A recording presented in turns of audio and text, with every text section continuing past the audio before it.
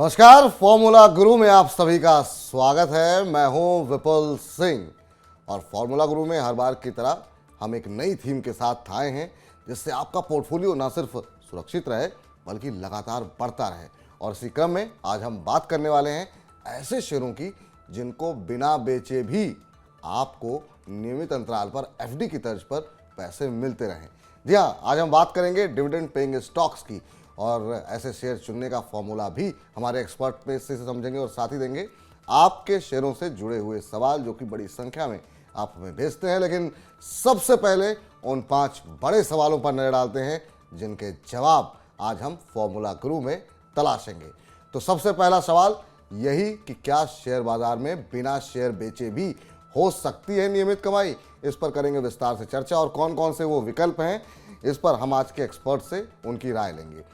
दूसरा महत्वपूर्ण सवाल कि डिविडेंड पेइंग स्टॉक्स को चुने कैसे।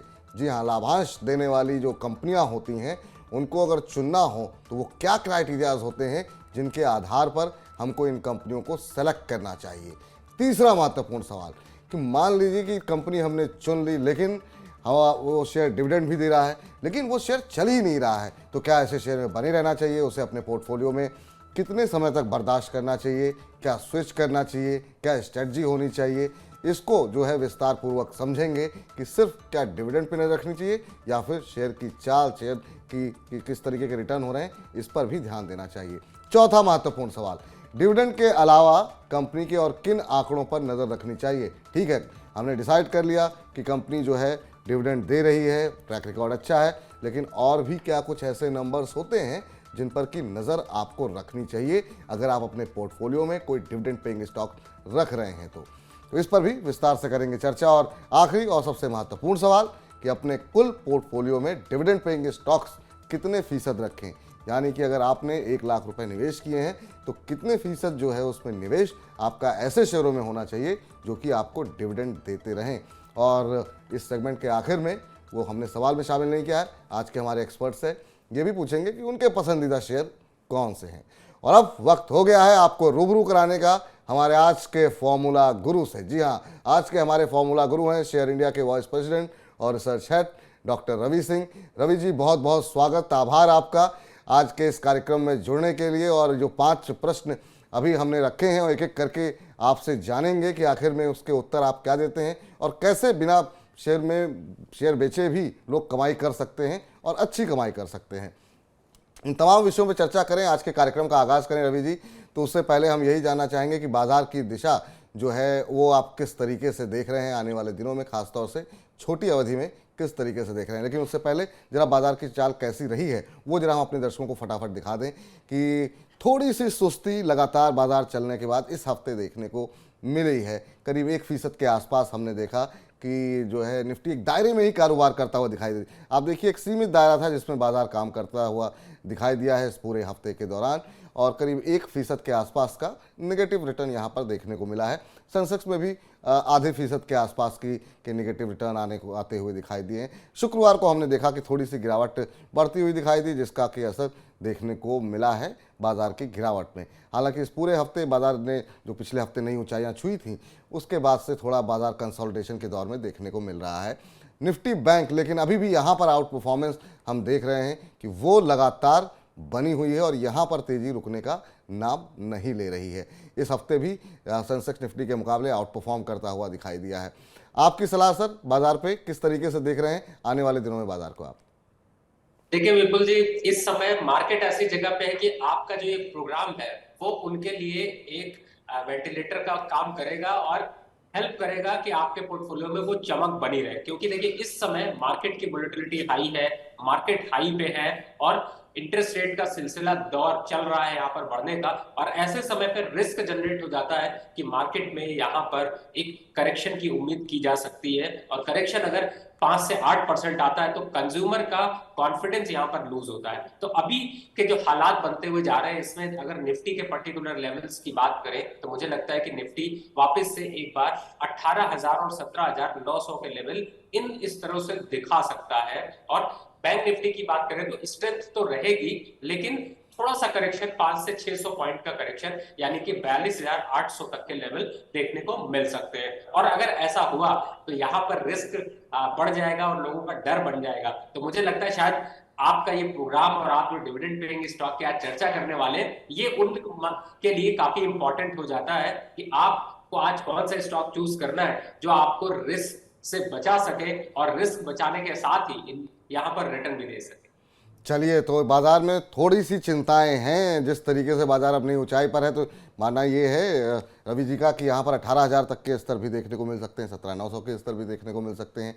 तो यहाँ पर बाजार भले ही थोड़ा सा रिस्की लग रहा हो, ऊंचाई पर है, लेकिन आज की जो हमारी थीम है वो आपको ये रिस्क प्रूफ एक तरीके से जैकेट लेकर के आई है, जिससे कि आप इस गिरते बाजार में भी आपको जो है बड़ा नुकसान ना हो, आपको नुकसान ना हो। तो शुरू करते हैं आज की थीम पे। और चूंकि ये थीम का सिलसिला भी आपको शायद रवि जी याद हो कि जब हमने ये शुरुआत आगाज़ की थी तो वो भी आपके साथ ही हुई थी, और उसके बाद से बहुत दर्शकों का प्यार भी मिल रहा है और हर हफ्ते हम एक थीम के साथ ही डिस्कस कर रहे हैं। तो आज की पहला जो प्रश्न है मेरा वो यही है कि क्या शेयर बाजार में बिना शेयर बेचे भी हो सकती है नियमित कमाई? जी हाँ, अब तक आप ये तो समझ में आ गया होगा आप सभी दर्शकों को कि हम डिविडेंड स्टॉक्स की बात कर रहे हैं, और ये बात हम क्यों कर रहे हैं। जरा ग्राफिक्स के जरिए कुछ एक जो डिविडेंड स्टॉक्स हैं उनके प्रदर्शन को भी देख लेते हैं कि वहाँ पर किस तरह के डिविडेंड ईयरली देखने को मिले हैं और किस तरह के रिटर्न एफडी बैंक एफडी दे रही है। यानी बैंक एफडी की तर्ज पे क्या शेयर बाजार से रिटर्न मिल सकते हैं। ये वो शेयर हैं, आप देखिए इनकी डिविडेंड यील्ड देखिए आप, एनएमडीसी की जो है किस तरह की डील है, 12.5% के आसपास आरईसी। हालांकि इसमें ज़्यादातर जो कंपनियां हैं वो पीएसयू स्टॉक्स ज़्यादा इसमें दिखाई दे रहे हैं। एमओआईएल करीब 7%, एयरकॉन में हम देख रहे हैं 6.25%, पावर ग्रिड 7% से ऊपर है, कोल इंडिया में 9.3 की डिविडेंड यील्ड देखने को मिल रही है। और साल में रिटर्न की बात करें तो कुछ एक शेयर तो ऐसे हैं जिन्होंने 10%, 15%, 30%, इवन कोल इंडिया ने 56% तक का रिटर्न दिया, एनएमडीसी 20%, आरईसी 12%। हालांकि एमओआईएल ने यहाँ पे डिविडेंड यील्ड तो है 7% के आसपास की, लेकिन रिटर्न यहाँ पर देखने को नहीं मिला है। अब इस तरह की डिविडेंड यील्ड आपको देखने को मिल रही है 12%, 7%, 8%, और आपको रिटर्न सालाना बैंक की एफडी पे कितना मिल रहा है? सालाना रिटर्न मिल रहा है आईडीएफसी फर्स्ट बैंक में 6.25%, बैंक ऑफ इंडिया में करीब 6.25%, आईडीबीआई बैंक में 6.25%, पीएनबी में 6.25%। सीनियर सिटीजन को अगर थोड़ा सा जो 50 बेसिस पॉइंट के आसपास की ज़्यादा ब्याज मिलते हैं, वहाँ पर भी रिटर्न 7% से नीचे ही दिखाई दे रहे हैं। तो ऐसे में ये स्टॉक्स ऐसे हैं जो कि आपको नियमित रूप से सुरक्षित रिटर्न भी देंगे और आपको इसके लिए अपने शेयर को बेचने की भी आवश्यकता नहीं है। तो चलिए इस पर बातचीत करते हैं। आप पहले प्रश्न का उत्तर रवि जी आपसे जानना चाहेंगे। देखिए विपुल जी, दो तरीके होते हैं स्टॉक मार्केट पे इन्वेस्टमेंट करके अच्छे प्रॉफिट कमाने का। एक तो आपने बिल्कुल इक्विटी में आप निवेश करके आप होल्ड करके पोजीशन चल सकते हैं। जो सतर्क और चालाक इन्वेस्टर होते हैं वो कोशिश करते हैं डिविडेंड पेइंग स्टॉक को अपने पोर्टफोलियो में शामिल कर लेते हैं। तो आप डिविडेंड पेइंग स्टॉक को आप अपने पोर्टफोलियो में शामिल करके आप बिना शेयर बेचे ही आप उससे एफडी से कहीं ज्यादा, जो आपने अभी ग्राफिक्स दिखाया आपको क्लियर कट समझ में आ रहा होगा, जिन स्टॉक्स की आपने अभी स्लाइड दिखाई थी उनका एवरेज जो यहाँ पर यील्ड है वो अगर देखते हैं तो करीब 8 से 12 और 14% तक है। तो मुझे लगता है कि इन स्टॉक्स में आप निवेश करके अच्छे पैसे कमा सकते हैं। साथ ही एक और तरीका है जो खासतौर से हमारी ट्रेडर कम्युनिटी यूज करती है, जो कि किसी भी स्टॉक को खरीदती है जो फ्यूचर में लिस्टेड होता है उसके बराबर की क्वांटिटी। एग्जांपल के लिए जैसे आपने एसबीआई 1500 क्वांटिटी खरीदी है और इस समय एसबीआई 600 रुपए चल रहा है, तो बहुत से लोग ऐसा करते हैं कि 650 की कॉल हर महीने बेचते रहते हैं और स्टॉक भी बढ़ता है और कॉल का भी प्रॉफिट आता है। लेकिन ये उनके लिए है जो डेरिवेटिव ट्रेड करते हैं। बाकी अगर आप सेफ ट्रेड करना चाहते हैं, छुट्टियों में घूमना चाहते हैं और एफडी के जैसा रिटर्न भी चाहते हैं, एफडी से ज्यादा रिटर्न चाहते हैं, तो डिविडेंड पेइंग स्टॉक आपके लिए ज्यादा अच्छी चॉइस है। तो डिविडेंड पेइंग स्टॉक आपके लिए ज़्यादा सही रहेंगे। लेकिन अब महत्वपूर्ण सवाल जो तमाम हमारे दर्शक होंगे उनके मन में चल रहा होगा कि ये डिविडेंड पेइंग स्टॉक्स होते क्या हैं, इनको आइडेंटिफाई कैसे किया जाए, चुने कैसे, क्योंकि बहुत बड़ी संख्या में हमारी कोशिश ये रहती है कि हम ये मान के चलते हैं जो हमारे दर्शक हैं वो पहली बार शेयर बाजार में उतर रहे हैं और बड़ी संख्या में डीमैट अकाउंट खोल भी रहे हैं। तो जरा इसको अगर आप विस्तार पूर्वक समझा सकें कि इनको चुनने की प्रक्रिया क्या होनी चाहिए, किस तरीके से आइडेंटिफाई किया जाए। देखिए आपने डीमैट अकाउंट की चर्चा की तो मैं एक नंबर जरूर यहाँ पे देना चाहूंगा। 29 करोड़ डीमैट अकाउंट अब तक खुल चुके हैं। तो आप अंदाजा लगा सकते हैं कि इन्वेस्टमेंट के लोगों के अंदर चाव कितना बढ़ा है और जागरूकता कितनी बढ़ी।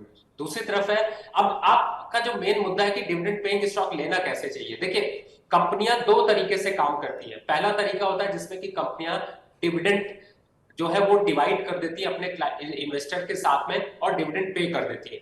एक तरीका है जिसमें कि कंपनियां डिविडेंड नहीं देती हैं और उसको अपनी पास रख के उससे कंपनी का इंफ्रास्ट्रक्चर डेवलप करती है, कंपनी की ग्रोथ बढ़ाती है। तो आपके पास चॉइस ये होती है कि आप डिविडेंड पेइंग स्टॉक्स ज्यादातर आपको पीएसयूज की मिलती हैं क्योंकि उनमें सेफ्टी ज्यादा होती है। बहुत सी ऐसी कंपनीज, जिन कंपनीज के आप नाम ले रहे हैं उनको देखें तो 10 साल, 15 साल और 20 साल तक ये कंपनी अभी तक चल रही है और एक जड़ है, काफी स्ट्रांग है। तो अब ऐसे में आपको ये ध्यान रखना है कि कौन सी कंपनी हर साल कितना डिविडेंड दे रही है, उसका टोटल कर लीजिए। और हिस्टोरिकल डेटा सब जगह अवेलेबल, आप गूगल करेंगे, डिविडेंड पेइंग स्टॉक्स डालेंगे तो आपको हिस्टोरिकल डेटा मिल जाएगा। अब आपको करना, इस बात का ध्यान रखना है, इसमें दो चीजें ध्यान रखनी है। एक, कंपनी डिविडेंड दे रही है लेकिन कंपनी की प्रॉफिटेबिलिटी यानी कि पैट बराबर रहना चाहिए। ऐसा नहीं होना चाहिए कि डिविडेंड तो दे रही है लेकिन प्रॉफिट गिरता जा रहा है। तो अगर ऐसे स्टॉक्स को लेंगे तो वो आगे आपको रिस्क दे सकती है। तो हमेशा चूज करते समय दो ही चीजों का पॉइंट यहां पर रखिए कि हिस्टोरिकल डिविडेंड जिसने दिया हो और पैट ग्रोथ यानी प्रॉफिट उस कंपनी का नॉर्मल रहा हो, उसको आप अपने पोर्टफोलियो में शामिल करेंगे तो आप अग्रेसिव तरीके से यहां पर रिटर्न भी पाएंगे और सेफ भी रहेंगे। चलिए, अब आपके पसंदीदा डिविडेंड पेइंग स्टॉक्स कौन से हैं ये तो हम इस थीम के समाप्ति पर आपसे पूछेंगे, लेकिन इन दो चीज़ों को हमारे दर्शकों को ध्यान में रखना होगा। पहला ये कि ट्रैक रिकॉर्ड चेक करें, तमाम जगहों पर, वेबसाइट्स पर ये तमाम डेटा अवेलेबल है। प्रॉफिट ग्रोथ किस तरीके की कंपनी की देखने को मिल रही है, आगे चल करके वो वाकई में इसी तरह के डिविडेंड देती रहेगी। पिछला रिकॉर्ड ये बताता है कि अभी तो दे देगी, लेकिन अगर आप प्रॉफिट ग्रोथ देखेंगे तो उससे आपको ये पता लगा कि आगे भी आपको नियमित रूप से इस तरह के डिविडेंड मिलते रहेंगे। तीसरा महत्वपूर्ण सवाल कि अगर मान लीजिए कि कोई कंपनी, जैसे अभी हम MIL के का उदाहरण देख रहे थे कि डिविडेंड तो हम देख रहे हैं कि डिविडेंड यील्ड जो है वो करीब 6.75% के आसपास की है, स्टॉक नहीं चल रहा हो, तो क्या इसको रिव्यू करना चाहिए अपने पोर्टफोलियो को, या फिर एक बार ले लिया है तो उसे छोड़ ही देना चाहिए? क्या स्ट्रैटेजी होनी चाहिए कि मान लीजिए स्टॉक के रिटर्न नहीं आ रहे, स्टॉक का प्राइस नहीं बढ़ रहा है, हालांकि डिविडेंड जो है वो कंपनी दे रही है, तो इसमें क्या रिव्यू करने की जरूरत है क्या?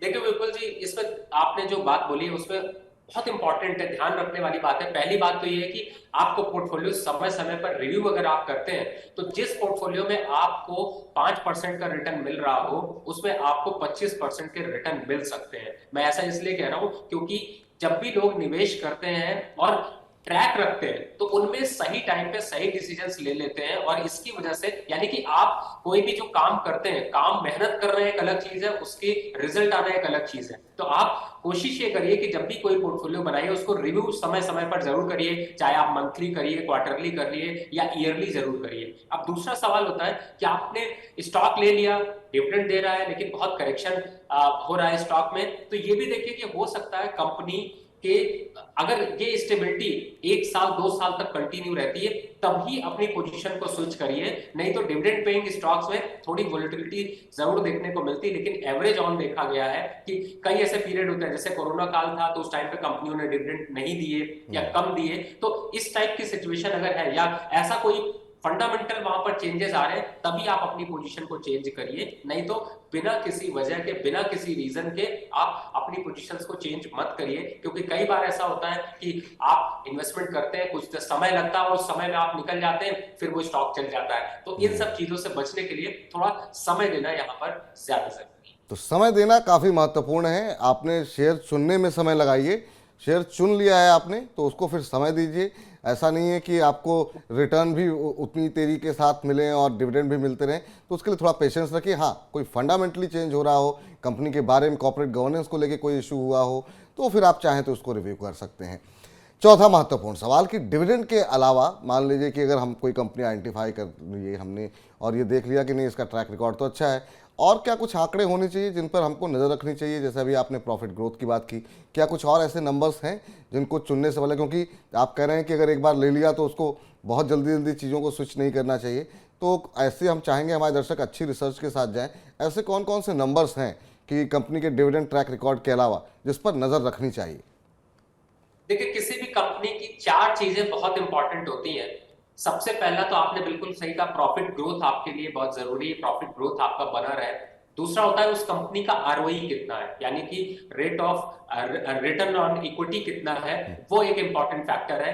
तीसरा इंपॉर्टेंट फैक्टर अगर आप देखते हैं तो आपको पैट ग्रोथ ईपीएस आपको देखना होता है कि कंपनी की अर्निंग पर शेयर कितनी है। और चौथा जो इंपॉर्टेंट फैक्टर है कि कंपनी के पास कैश इन हैंड या फिर ऐसी कोई लाइबिलिटी ना हो। ये दोनों चीजें एक ही में मैं रखता हूं तो ज्यादा इजी होता है। तो आप इस चीज को देखिए कि कंपनी के ऊपर लोन तो नहीं है या फिर लोन बढ़ नहीं रहा हो। अगर ये चीजें आपको पता, चार चीजें आपको पता हो गई, तो आप बिलीव करिए कि आपका स्टॉक एक अच्छा स्टॉक होगा, अच्छे रिटर्न्स देगा और आपका पैसा सेफ होगा। और जिससे कि जो ग्रोथ होगी वो थोड़ा टाइम में लग सकती है, लेकिन ग्रोथ आपको जरूर देखने को मिलेगी। अगर इन चार फैक्टर पे कोई स्टॉक खरा नहीं उतरता तो उसको वैसे ही ड्रॉप कर दीजिए, क्योंकि वो फिर आपको नुकसान दे। ये 4-5 आंकड़े हैं जिन पर आपको नज़र रखनी है।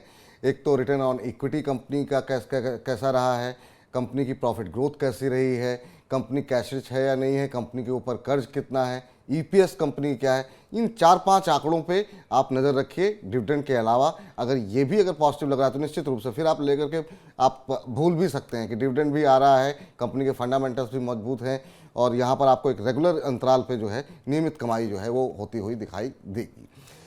आखिरी और महत्वपूर्ण प्रश्न ये है वो ये है कि अगर मान लीजिए एक पोर्टफोलियो हम बिल्ड कर रहे हैं और मान लीजिए 1 लाख रुपए का एक पोर्टफोलियो बना रहे हैं अपने दर्शकों के लिए, हम उसमें आप कितने फीसद हिस्सा, क्या पूरा पोर्टफोलियो ही डिविडेंड स्टॉक्स के होने चाहिए या आपको लगता है नहीं इसका एक हिस्सा होना चाहिए, बाकी ऐसे स्टॉक्स होने चाहिए जो रफ्तार के साथ चलें और अच्छे रिटर्न दें? किस तरीके से पोर्टफोलियो प्लान करना चाहिए अगर मान लीजिए कि 5-7 साल के लिए कोई पोर्टफोलियो प्लान करना हो? इसमें विपुल जी एक फॉर्मूला इस्तेमाल करिए, सिंपल सा। जितनी आपकी एज है उसको 100 से माइनस कर दीजिए। और अगर सपोज करिए कि आप 40 साल के और 100 से माइनस करते हैं 60% आता है, 60 नंबर बचता है, तो आप 60% इक्विटी में रखिए और 40% आप डिविडेंड स्टॉक में डाल के रखिए। अगर एवरेज ऑन बात की जाए तो 15 से 20% मिनिमम इन्वेस्टमेंट आपको डिविडेंड स्टॉक में डाल के चलना चाहिए। मैं ऐसा इसलिए कह रहा हूं क्योंकि आपकी एज जैसे जैसे बढ़ेगी आप इक्विटी के वोलेटिलिटी को हैंडल नहीं कर पाएंगे या फिर आपको वो आपकी रिटायरमेंट प्लानिंग जो है वो थोड़ी खराब हो सकती है। तो ऐसे टाइम पे आप अपने रेशियो को डिविडेंड स्टॉक की तरफ मूव कराते जाइए, तो आपको प्रॉफिटेबिलिटी भी बनी रहेगी और आपका पोर्टफोलियो भी सेफ और सुरक्षित होगा और चमकता हुआ पोर्टफोलियो बनेगा। तो 2 फॉर्मूले आपको दिए गए हैं यहाँ पर। पहला तो ये कि आपकी जो उम्र है उसको आप 100 से घटा दीजिए, जो बचता है उतना हिस्सा जो है आपका इक्विटी में होना चाहिए। उतना हिस्सा आपको सेफ रखने हैं। 60% आप इक्विटी में पूरा लगा दीजिए, बाकी आप 40% डिविडेंड देने वाली कंपनी में लगाइए, या फिर कम से कम 20% होना चाहिए ताकि आपका निवेश भी सुरक्षित रहे इक्विटी में, ताकि आपका ज़्यादा रिस्क भी ना हो। ये मानना है यहाँ पर जो है रवि जी का। रवि जी, तमाम बातें हो गई, तमाम पोर्टफोलियो पे हमने बातचीत कर ली, लेकिन यहाँ पर एक जो महत्वपूर्ण सवाल है जिसका तमाम हमारे दर्शक इंतज़ार कर रहे होंगे कि आपके पसंदीदा ऐसे अगर 3-4 शेयर जो आप रिकमेंड करना चाहेंगे, जो बताना चाहेंगे हमारे दर्शकों को कि ये आपको अगर ज़्यादा मेहनत नहीं वो कर पा रहे हैं, रिसर्च नहीं कर पा रहे हैं, तो आपकी रिसर्च का फ़ायदा वो उठा पाएँ। तो देखिए, मुझे ऐसा लगता है विपुल जी आपने हमसे ज्यादा अच्छी रिसर्च करी और जो डिविडेंड स्टॉक दिखाए उनमें मैं थोड़ा सा बस अपडेट डाल देता हूँ। जी जी। सबसे टॉप पे आप अगर नोट कर रहे हो तो आप नोट करके रख लीजिए कि आपने पीएफसी, पीपीसीएल, एनएमडीसी, आरईसी और साथ ही कोल इंडिया और आईओसी और गेल। मैं फिर से एक बार रिपीट कर दूं, शायद मैं ज्यादा जल्दी बोल गया।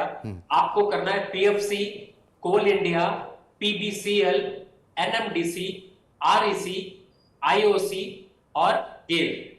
ये स्टॉक्स ऐसे स्टॉक्स हैं जो कि आपकी बास्केट में थे, लेकिन मैंने थोड़े से उसमें से कुछ एक आध दो कम किए, एक आध दो बढ़ाए हैं, तो आपको ये ज्यादा अच्छे डिविडेंड यील्ड देते हैं। और अगर इनकी डिविडेंड यील्ड जाके देखेंगे तो आपको 10%, 8% से ऊपर और 14% से नीचे, यानी 14% और 8% के बीच में डिविडेंड यील्ड देखने को मिल रही है, जो कि मुझे लगता है कि इस समय के हिसाब से काफी अच्छा है। और ये दिग्गज कंपनीज हैं, आपको ज्यादातर म्यूचुअल फंड और बड़े बड़े जो दिग्गज इन्वेस्टर हैं उनके पास, उनके पोर्टफोलियो में ये शेयर जरूर होता है। तो ये 7 कंपनियां जो रिकमेंड की गई हैं इनको आप नोट करके रख लीजिए। आपसे मिस हो गया है कोई बात नहीं, पॉज करके पीछे जाइए, फिर से जो है सुन लीजिए। इन 7 कंपनियों को रखिए, सुरक्षित निवेश के लिए हैं ये आपको नियमित अंतराल पे आपको शेयर बेचने की बार बार आवश्यकता नहीं है। नियमित अंतराल पे आपको डिविडेंड आते रहेंगे, रिटर्न भी इन कंपनियों में ठीक मिलते हुए दिखाई दिए हैं। तो एक एफडी से काफ़ी बेहतर विकल्प है। रिटर्न तो आपको मिल ही रहे हैं और साथ ही साथ अगर आप शेयर नहीं बेच रहे हैं तो भी आपकी नियमित रूप से यहाँ पर कमाई होती हुई दिखाई देगी। तो उम्मीद करते हैं ये सेगमेंट हमारे दर्शकों के लिए काफ़ी जानकारी भरा रहा होगा और अब दूसरे सेगमेंट की तरफ चलने का रुख हो गया है। और ये सेगमेंट काफ़ी महत्वपूर्ण इस लिहाज से होता है कि हमारे दर्शक बड़ी संख्या में हमसे जुड़ते हैं, अपने प्रश्न पूछते हैं शेयरों से जुड़े हुए, और उसके उत्तर हम अपने एक्सपर्ट्स हमारे फॉर्मूला गुरु से लेते हैं। तो उससे पहले शुरू करें सिलसिला, जरा आपको बता देते हैं कि तरीका बहुत आसान है। अगर आपका भी कोई प्रश्न है, आप आज की थीम के बारे में कुछ जानना चाहते हैं या शेयर बाजार म्यूचुअल फंड से जुड़ा कोई भी प्रश्न हो, तो FG यानी फॉर्मूला गुरु लिखें, अपने व्हाट्सएप पे जा करके अपना सवाल लिखें, नाम और शहर का नाम लिखें। सवाल थोड़ा विस्तार से लिखें ताकि हम समझ सकें कि आपका नज़रिया क्या है, लंबी अवधि का है, छोटी अवधि का है, आपके गोल्स क्या हैं, इसको आप विस्तार पूर्वक लिखें। और उसके बाद से आप हमें भेज सकते हैं 93112187 पर। आप ईमेल अगर करना चाह रहे हैं तो money9query@tv9.com पे आप हमें मेल के ज़रिए भी सवाल पूछ सकते हैं। मेल के ज़रिए प्रश्न पूछ रहे हैं तो अपना मोबाइल नंबर, अपना फ़ोन नंबर ज़रूर दें, ताकि अगर आपका सवाल अधूरा रह गया है तो फिर हम उसको अपने एक्सपर्ट के साथ, आपसे बातचीत करके अपने एक्सपर्ट के साथ डिस्कस कर सकें। चलिए आज के पहले दर्शक से जुड़ते हैं और हमारे साथ जौनपुर से पहले दर्शक जुड़े हैं, सुभांश जी। सुभांश जी नमस्कार। नमस्कार विपुल जी, नमस्कार। नमस्कार सुभांश जी, कैसे हैं आप? प्रश्न क्या है आपका? सर हम बहुत बढ़िया हैं, आप कैसे हैं? बहुत अच्छे सर, बताइए क्या प्रश्न है आपका? सर हमारा प्रश्न यही है कि हमने 200 शेयर खरीदे हैं J&K बैंक के। अच्छा, 46 रुपए के भाव पे। 46 रुपए के भाव पर। जी चलिए, तो किन स्तरों पर मुनाफा बुक करके इससे निकलना सही रहेगा, उसे ये जानना चाह रहे हैं। अच्छा, चलिए, ये तमाम पूरा जो सेगमेंट है अभी हम दिखा रहे थे अब कि निफ्टी बैंक किस तरीके से चलता हुआ दिखाई दिया। इस हफ्ते भी आउट परफॉर्म किया है और मिड कैप बैंकिंग ने तो बहुत ही ज़्यादा आउट परफॉर्म किया है। चाहे उसमें यूको बैंक का नाम लें, उसमें हम कैनरा बैंक देखें, उसमें अभी J&K बैंक की बात करें, सभी बहुत अच्छे हुए चलते हुए दिखाई दिए हैं। अब ये जानना चाह रहे हैं कि इन्हें किन लेवल्स पे अपना मुनाफा बुक करना चाहिए। क्या सजेशन रहेगा आपका? क्या एक बार इन्हें प्रॉफिट अभी बुक करना चाहिए या आपको लग रहा है कि अभी तो चलना शुरू हुआ है, अभी इन्हें होल्ड करना चाहिए? देखिए, J&K बैंक थोड़ा सा, आपने बिल्कुल सही कहा। पहली बात तो सुभाष जी, बहुत बहुत मुबारक, आपको बढ़िया प्रॉफिट आ रहा है और मुझे लगता है ज्यादा लालच मत करिए, थोड़ा बुक कर लीजिए। और आपके लिए सजेशन होगा कि आप जम्मू कश्मीर से शिफ्ट होकर बड़ौदा की तरफ चले जाइए, यानी कि बैंक ऑफ बड़ौदा। आप यहाँ पर स्टॉक को अगर परचेज करेंगे तो वो ज्यादा अच्छे रिटर्न्स आपको दे पाएगा और अच्छा, यहाँ से मोमेंटम उसका काफी अच्छा है, तो इससे मुनाफा वसूली जरूर कर लीजिए, क्योंकि इस स्टॉक में आप कंसोलिडेशन देखने को मिलेगा और 55 रुपए के नीचे अगर ये स्टॉक जाता है तो वापस से गिरावट के जोन में जा सकता है। तो मुझे लगता है सुभाष जी, एक बार प्रॉफिट बुक कर लीजिए और बुक करके अगर नया स्टॉक लेना है तो बैंक ऑफ बड़ौदा की तरफ चले जाइए। तो आपके लिए फिलहाल सलाह यही है कि अब शुक्रवार के बाजार में हमने देखा था कि यहाँ पर एक तेज गिरावट भी देखने को मिली थी तेजी के बाद, तो अभी इन स्तरों पे आपको अच्छा मुनाफा हो रहा है, 10-11 रुपये मिल रहे हैं, आप अपना प्रॉफिट बुक कर लीजिए। 10 रुपये के आसपास का मुनाफा मिल रहा है। अगर आपको स्विच ही करना, ये देखिए चार्ट देखिए आप, एक महीने के अंदर यहाँ पर 34-35% का रिटर्न आता हुआ दिखाई दिया है। शुक्रवार को हमने देखा था कि थोड़ी सी यहाँ पर 4-7-8% के आसपास शेयर गिरता हुआ दिखाई दिया था और गुरुवार को एक तेज़ी यहाँ पर आती हुई दिखाई दी थी। तो ये आपके लिए सलाह है, बैंक ऑफ बड़ौदा में आप शिफ्ट हो सकते हैं। हम अगले दर्शक के पास चलते हैं। अमन गुप्ता जी हमारे साथ जुड़े हैं, उदयपुर राजस्थान से हैं। अमन जी नमस्कार। नमस्कार विपुल जी, कैसे नमस्कार हैं आप? अमन जी, कितने अमन से हैं आप? अरे अमन चैन है, बस आपकी दुआ है। बस बताइए, प्रश्न क्या पूछना चाह रहे हैं आप? सवाल ये है विपुल जी कि 50 RCF लिए थे 120 के भाव पर। अच्छा, क्या बजट तक बने रह सकते हैं इनमें?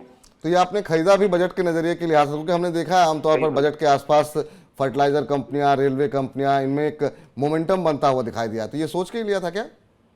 जी बिल्कुल यही सोच के लिया था। ठीक। अभी तो आप जो है प्रॉफिट में हैं, पूछते हैं क्या सलाह देंगे यहाँ पर हमारे एक्सपर्ट रवि जी। RCF को फर्टिलाइजर सेगमेंट को लेके बहुत खबरें रहीं, जिसकी वजह से काफ़ी वोलेटिलिटी बीच में रही। अब चूंकि बजट आ रहा है, क्या कुछ उम्मीदें आपकी तरफ से सलाह रहेगी? आप ये देखिए जरा, एक महीने में करीब यहाँ पर किस तरह का रिटर्न देखने को मिला है। करीब 29-30% का रिटर्न यहाँ पर एक महीने में देखने को मिला है। 120 की इनकी खरीद है, 13-14 रुपये के मुनाफे पे है। क्या सलाह रहेगी, बजट तक होल्ड करें? बिल्कुल, जब बजट तक खरीदा है तो बजट तक रखिए। 150 रुपए का लक्ष्य जल्द अचीव होता हुआ नजर आएगा। स्टॉक अच्छा है और आगे खास तौर से फर्टिलाइजर कंपनीज की ग्रोथ काफी अच्छी देखने को मिलेगी। मोदी जी काफी हद तक सपोर्ट कर ही रहे हैं, तो मुझे लगता है कि उस सपोर्ट का फायदा उठाइए और बजट तक अभी बने रहिए। और मुझे लगता है 150 एक ऐसा प्राइस है जिसमें कि आप अपनी पोजीशन को रिव्यू जरूर करिएगा या वापस से विपुल जी को तंग करिएगा, क्योंकि उसके बाद ही यहाँ पर जो है वो मोमेंटम दूसरा स्टार्ट होगा। तो अगर आता है वो लेवल तो एक बार प्रॉफिट बुक करने की सलाह होगी। तो अभी 150 तक के लिए तो अभी यानी कि आपको 10-12 रुपए मिल रहे हैं, अभी तो 16-17 रुपए और आपको यहाँ पर प्रॉफिट हो सकता है। बने रहने की सलाह आपके लिए है, इंतजार कीजिए, बजट का नज़रिया आपका है, बजट तक बने रहिए। 150 के स्तर आ जाए तो आप चाहें तो एक बार फिर से हमसे प्रश्न पूछ सकते हैं बजट के आसपास। अगला प्रश्न हमें जो है वो ट्विटर के माध्यम से भेजा गया है, विजित सिंह ने भेजा है लखनऊ से, और इनके पास कोचिन शिपयार्ड के शेयर इन्होंने लिए हुए हैं और ये इन्होंने 670 रुपये के भाव पर लिए हैं। 50 शेयर इनके पास हैं। ये 3-4 महीने का ही नज़रिया हालांकि इनका है, बहुत लंबी अवधि का नज़रिया नहीं है। जानना चाहते हैं कि अभी क्या करें। हमने देखा कि ये पिछले अगर 5-6 महीने के चार्ट्स पर देखें तो अच्छी खासी रैली यहाँ पर देखने को मिली है कोचिन शिपयार्ड में। हालांकि पिछले 1-2 हफ्ते में थोड़ा कंसोलिडेशन, थोड़ी गिरावट देखने को मिली है। एक महीने में देखें तो 7-8%, पिछले महीने भी 7-8% का रिटर्न इसने दिया है, लेकिन जो उससे पहले हमने देखा था काफ़ी अच्छी रैली देखने को मिली। अभी कैसे देख रहे हैं सर? 628 पे है, इनको करीब 45-50 रुपए का लॉस हो रहा है।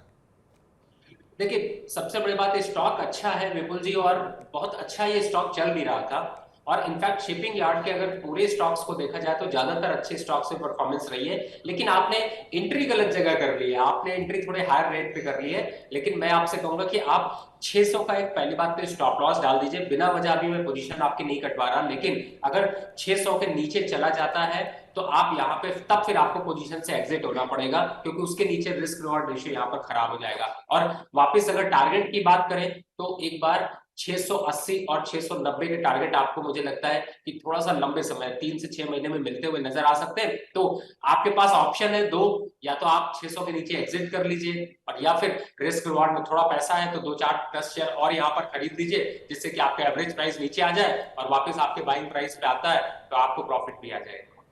तो आपके लिए अभी ये है, थोड़ा सा धैर्य रखिए। थोड़ी आपकी एंट्री जो है थोड़ी सी महंगी हो गई है, लेकिन आपके लिए फिलहाल एग्जिट की सलाह नहीं है। 100-600 रुपये का एक स्टॉप लॉस लगा करके होल्ड करने की सलाह है, और आगे अगर ये शेयर चलता है तो फिर आपको अच्छे रिटर्न देखने को मिल सकते हैं। लेकिन हाँ, स्टॉप लॉस का ध्यान रखिए, 600 के नीचे गया फिर गिरावट बढ़ सकती है। शिमला चलते हैं, हालांकि मौसम सर्दी का है, लेकिन हमारे साथ मनोज जी जुड़ चुके हैं शिमला से अपना प्रश्न पूछने के लिए। मनोज जी नमस्कार। जी नमस्कार। और मनोज जी, किस तरह का सेलिब्रेशन हिमाचल में देखने को मिल रहा है? चुनाव का दौर जो है वो समाप्त हुआ, कल हमने देखा गुजरात और हिमाचल 2 जगहों के नतीजे आए। कैसा रहा शिमला का माहौल?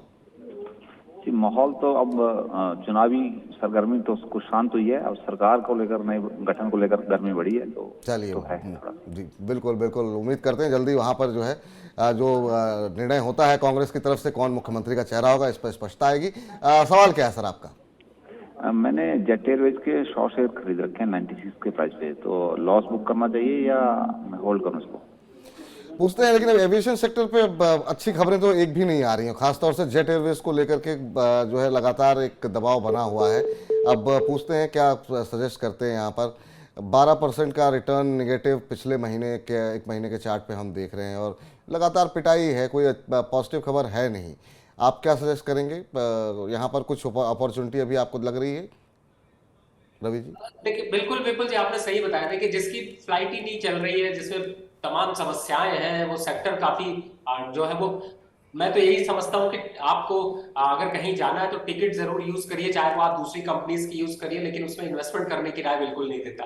तो मुझे ऐसा लगता है कि बिल्कुल निकलना चाहिए। और आज का टॉपिक हमारा जो है वो है डिविडेंड पेइंग स्टॉक। आपको इसी जगह पे, वैसे तो मेरे 2 स्टॉक्स मैंने रिकमेंड किए थे कि आप यहां से अपनी पोजीशन को स्विच करके bank of Baroda, DCB bank या एसबीआई की तरफ जाएं, लेकिन इस प्रोग्राम के थीम लाइन पे चलते हैं तो मुझे लगता है 90 रुपए का स्टॉक चल रहा है गेल, और ये डिविडेंड यील्ड देता है 11% का। तो आपको मैं यहाँ पे कहूंगा कि आपकी चॉइस है, अगर आपको डिविडेंड यील्ड स्टॉक में जाना है तो गेल परचेस कर लीजिए, ज्यादा अच्छा है। नहीं तो DCB bank, bank of Baroda, SBI भी यहाँ पर ज्यादा अच्छा है। चलिए, तो ये 3 बैंकों के नाम आपको दिए गए हैं, DCB bank, bank of Baroda. यहाँ पे आप पैसे लगा सकते हैं। अगर आप यहाँ नहीं लगाना चाह रहे हैं तो क्योंकि आज की जो थीम है उस पे आधारित जो है जो आपको शेयर रिकमेंड किया जा रहा है रवि जी की तरफ से गेल। यहाँ पे आपको जो है जो नुकसान अभी हो रहा है उसकी भरपाई भविष्य में हो जाएगी, अभी निकल जाइए यहाँ से। कोई भी पॉजिटिव स्टोरी यहाँ पे नहीं दिखाई दे रही है। आप बीच बीच में हो सकता है ऐसे ही कोई बाउंस बैक मिल जाए, तो जहाँ भी कुछ मिले तो आप निकल जाइए। श्रेष्ठा तिवारी जी जुड़ी हैं अगली दर्शक हमारे साथ, कानपुर उत्तर प्रदेश से हैं। श्रेष्ठा जी नमस्कार। जी नमस्ते। नमस्ते श्रेष्ठा जी, कैसी हैं आप और क्या प्रश्न है आपका? जी बिल्कुल बढ़िया। मैं ये पूछना चाहती थी कि इन्फोसिस में शेयर बायबैक की खबर के बाद मैं 6 महीने के लिए निवेश करना चाहती हूँ, तो मौजूदा लेवल के किस तरह से मतलब रिटर्न मिल सकते हैं समय पे? किस तरह के रिटर्न की उम्मीद करें अगले 6 महीने को लेकर के? चलिए पूछते हैं। यहाँ पर आईटी में एक मोमेंटम बनता हुआ बीच में लगा था, लेकिन फिर हमने देखा एक सुस्ती आती हुई दिखाई दी। हालांकि ये देखिए पिछले महीने का एक महीने में अगर हम देखें तो 4% के आसपास का लंबी सुस्ती के बाद ये लगा कि अब यहाँ पे रिकवरी आ रही है, लेकिन फिर हमने देखा एक डेढ़ हफ्ते से यहाँ पे आईटी शेयरों में एक कंसोलिडेशन, एक गिरावट देखने को मिल रही है। अभी क्या करना चाहिए? क्या करंट लेवल पे 6 महीने के लिए, जो कि बायबैक की खबर है, तो क्या इस खबर पे आपको लगता है कि इन्फोसिस खरीदा जा सकता है? 5-6 महीने का नजरिया है। देखिए विपुल जी, इन्फोसिस एक मुझे हमेशा अट्रैक्शन दिखाई देता है, और अगर प्राइसेस करेक्ट हो जाए, खास तौर से जो लार्ज कैप की प्राइसेस है उससे अगर मिड कैप में मिल रहा हो तो अच्छा ही लगेगा। इस समय वैसे भी अगर इंडेक्स को यहाँ से रैली करना है तो आप बिलीव करिए कि आईटी सेक्टर का चलना और बैंकिंग सेक्टर का चलना बहुत ज्यादा जरूरी है। और इस पॉइंट ऑफ व्यू से भी देखते हैं तो मुझे लगता है इन्फोसिस के फंडामेंटल काफी स्ट्रांग है। तो बिल्कुल स्टॉक ऐसा है कि आप अगर परचेस कर लेते हैं तो आपको नुकसान नहीं देगा, भले आपको प्रॉफिट थोड़ा कम दे। मुझे लगता है बिल्कुल परचेस करिए। और श्रेष्ठा जी, ये आपकी अच्छी चॉइस है और इसको परचेस करके रखिए। मेरा एक्सपेक्टेशन है कि आपको 3 से 6 महीने में 10% से ऊपर के रिटर्न मिल सकते हैं। तो 3 से 6 महीने में 10% से ज़्यादा के रिटर्न आपको मिल सकते हैं। प्रश्नों की संख्या अभी काफ़ी ज़्यादा है रवि जी, लेकिन समय जो है ये इशारा कर रहा है कि इस कार्यक्रम को अब समाप्त किया जाए, और आपके साथ समय बीतता कैसे है कार्यक्रम के दौरान पता नहीं चलता। तो अब उम्मीद करते हैं जो बाकी प्रश्न रह गए हैं वो अगले हफ्ते हम अपने दर्शकों के शामिल करेंगे। आप हमारे साथ जुड़े, बहुत बहुत शुक्रिया। चलते चलते कुछ अपनी तरफ से आपको कुछ स्टॉक्स आप रिकमेंड करना चाहें हमारे दर्शकों को? तो देखिए, मैं तो यही कहूंगा कि जो आज हमने जो डिस्कशन रखा है ये आपके पोर्टफोलियो में बड़ी चमक दे सकता है। 7 स्टॉक की चर्चा हुई है, और खास तौर से विपुल जी की जो मेहनत है उसको लाइए रंग, और इस प्रोग्राम को लाइक भी करिए, सब्सक्राइब भी करिए, और अपने दोस्तों के साथ जरूर शेयर करिए। स्टॉक्स उसमें है, ढूंढिए, आपके लिए थोड़ी सी मेहनत है, वापस जाके देखिए। और फिलहाल विपुल जी बहुत बहुत धन्यवाद आपका, मुझे एक बार फिर से बुलाने के लिए। बहुत बहुत शुक्रिया, धन्यवाद सर यहाँ आने के लिए और इतनी ज्ञान की बातें बताने के लिए। कोई डिस्क्लोजर देना चाहेंगे आप? जिन भी स्टॉक्स की मैंने चर्चा करी इनमें मेरी कोई पर्सनल पोजीशन नहीं है, लेकिन हमारे क्लाइंटों को ऐसे सजेशंस गए हुए हैं। बहुत बहुत शुक्रिया, बहुत बहुत धन्यवाद आपका आज की इस चर्चा में शामिल होने के लिए। तो रवि जी ने बहुत सारे स्टॉक्स रिकमेंड किए हैं, और आखिर में आप लोगों को कहा ये है कि आप जो हमारा यूट्यूब चैनल है उसको सब्सक्राइब कीजिए। आप जो कंटेंट अगर आपको अच्छा लगता है तो आप इसको शेयर कीजिए, और जो स्टॉक्स बताए गए हैं, जो रिकमेंड किए गए हैं डिविडेंड वाले, ये सुरक्षित रिटर्न आपको आने वाले 5 साल 10 साल में देंगे। तो आप निश्चिंतपूर्वक जो है यहाँ पर निश्चिंतापूर्वक आप जो है यहाँ पर निवेश कर सकते हैं। लेकिन हाँ, जो सावधानियाँ बताई गई हैं आज के कार्यक्रम में उस पर भी अमल ज़रूर कीजिएगा। तो अपनी जेब से जुड़ी तमाम बड़ी खबरों के लिए आप बने रहिए मनी 9 के साथ। फिलहाल फॉर्मूला गुरु में इतना ही, आप बने रहिए मनी 9 के साथ। आज के लिए दीजिए इजाज़त, नमस्कार।